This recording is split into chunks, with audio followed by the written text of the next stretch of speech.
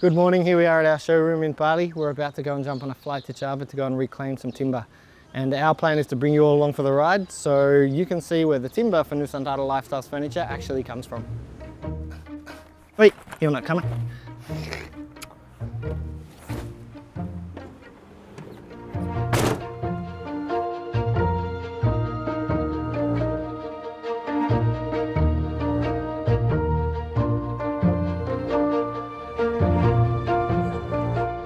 Good afternoon, ladies and gentlemen. We have chef ladies in Kulon Progo.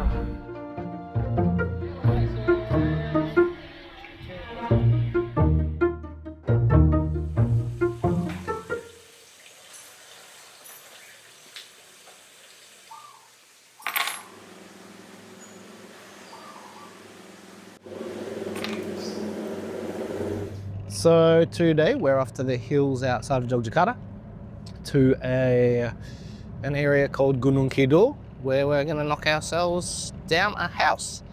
So yeah, these houses were built decades ago, maybe even some centuries, and they're built out of, sort of old, really old forest teak wood back in those days. So now, after decades of weathering and the teak wood itself, the timber is amazing, super hard, super dry, and yeah, just ideal for making long-lasting furniture. So yeah, we mainly get the timber from old Javanese structures known as joglo or limasan. There's a couple of other varieties as well. And yeah, they're actually a really great designed house for tropical conditions here. But as everybody's wanting to modernize and build concrete blocks with air conditioning, we end up with a bunch of timber that we can reclaim and reuse in our furniture, which is great as well for us.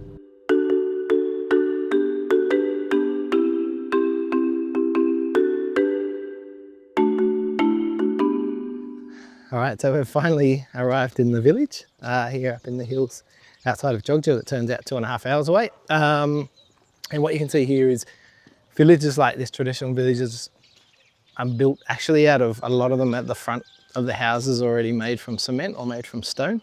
And the one that we're gonna knock down, the wooden part's actually the back of the house, so it's the older structure. And most of these houses like this, if they're not made from wood out the front, they'll definitely have a wooden structure out the back. And then what we normally do is we take, basically just try and choose the best structure, with the best quality wood, because the wood that we use is actually premium in our furniture. So yeah, this is the place that we're going to go out the back of. As you can see, it's a cement structure at the front, but as you'll see in a minute, it's got wood out the back, it's all timber. So that's what we'll be knocking down. And you can see a few other different styles of the houses as well around.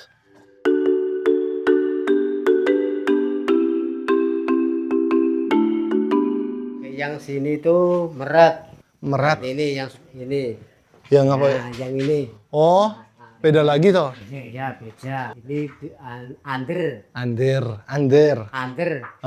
Subunan. Sunan. Ini rumahnya udah sejak kapan, Pak? Dibangun kapan ya kira-kira? Ya kira-kira kalau ini ya nggak tahu loh. Tahun. Zaman dulu pokoknya. Zaman dulu. Iya. Berarti puluhan tahun pasti ya, ada. Lebih loh. Ya, lebih. Ada ratusan tahun nggak? Ratusan tahun ya. Umurnya ini. Iya. Ya tua lah pokoknya. Alright, so yeah, so we're inside this little structure now. We've got some really good timber here. And Bapak was just telling me about the different parts, which part is which. And if I can remember right, and he might help me in a minute, we've got the soko, belandar, merat, under, sunan, dutur. And these parts are probably the strongest structures of the house. It's the bigger wood, it's the older wood, and this is the type of wood that we use when we make the furniture. And yeah, Bapak was also telling me that this place is potentially up to 100 years old. They actually don't remember when it was built, potentially when he was a child or before he was born. So yeah, kemungkinan besar sampai puluhan sampai 100 tahun umurnya. Iya toh Pak. So it could be 100 years old, nobody knows, but it is old and it's amazing wood, and yeah, it's going to make some great quality furniture into the near future. So yeah, let's knock this place down.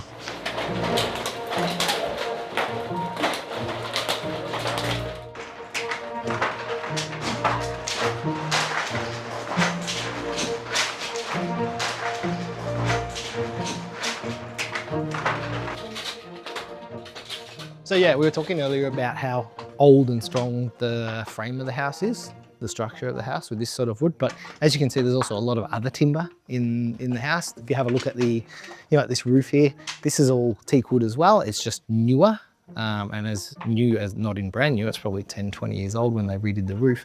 But that's also got a lot of use. So we'll use a lot of that type of wood for different components, smaller components in furniture.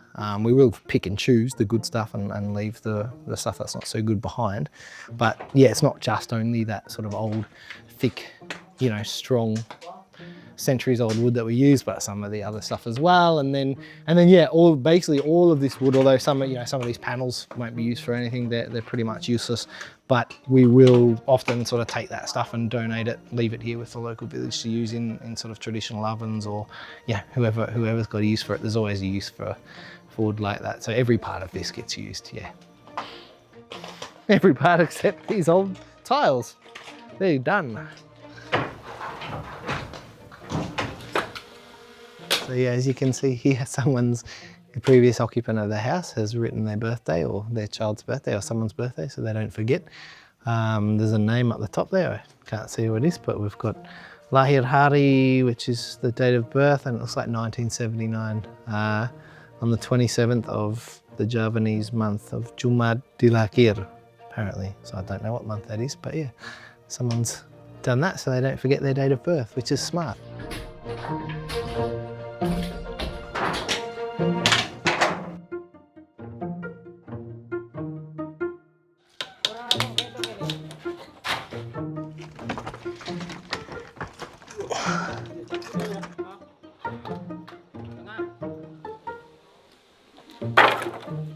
Right, so before we take this wood, put it in this truck and hit that road, there's one little important detail that we need, and that is this letter.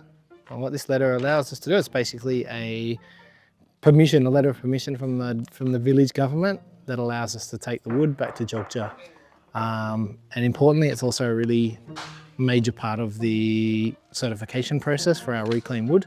So yeah, this little thing here is pretty integral to the whole business. Anyway, let's load this truck up and let's get out of here.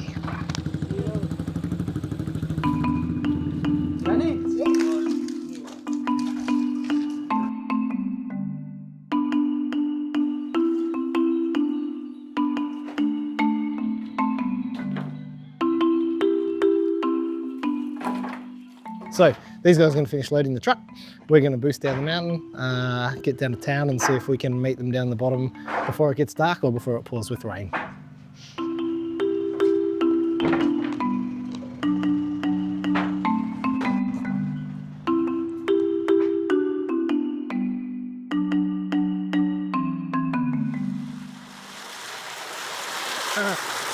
Began manipulating, so then we'll continue the unloading tomorrow morning.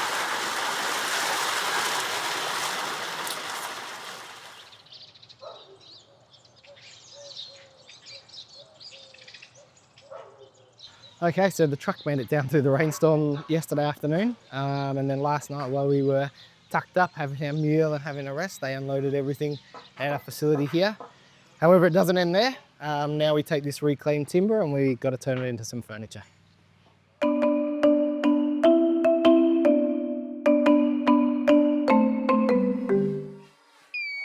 Okay, so the first thing that we've got to do is get rid of all the nails and foreign objects out of the timber.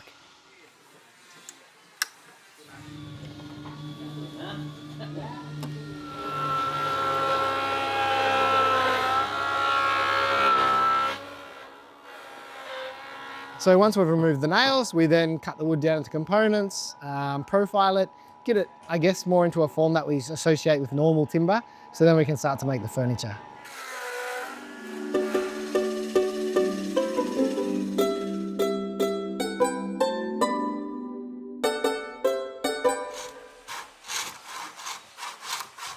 Okay, so the next step is just to fill in some of the little holes and replace some of the little defect parts of the timber.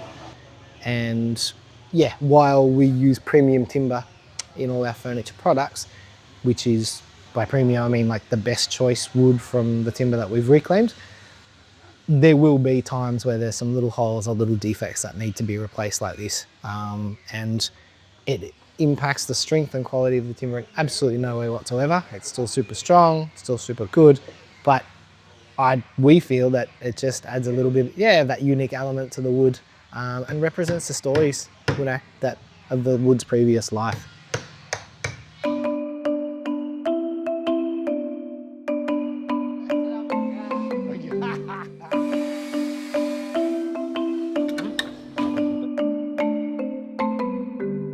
Yeah, so that's really it. After this, the wood just goes through that sort of normal furniture construction process, sanding, finishing, before it gets sold and enjoyed by our customers around the world.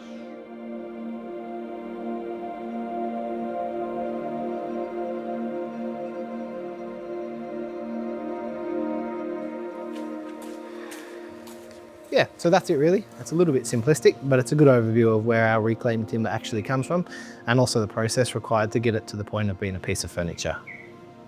So I guess aside from the history of the wood and all the stories behind it, or even the overall strength of reclaimed teak, the thing that I like most about doing this is kind of that feeling of circularity that you get from producing furniture this way. So, I don't know, taking something old and making it new is actually pretty cool. I think understanding the negative impacts of plantation forestry and the timber that comes from it, regardless if people want to package it up as sustainable, actually gives us more confidence when we choose to highlight sustainability as a way to promote the furniture that we develop at Nusantara Lifestyle.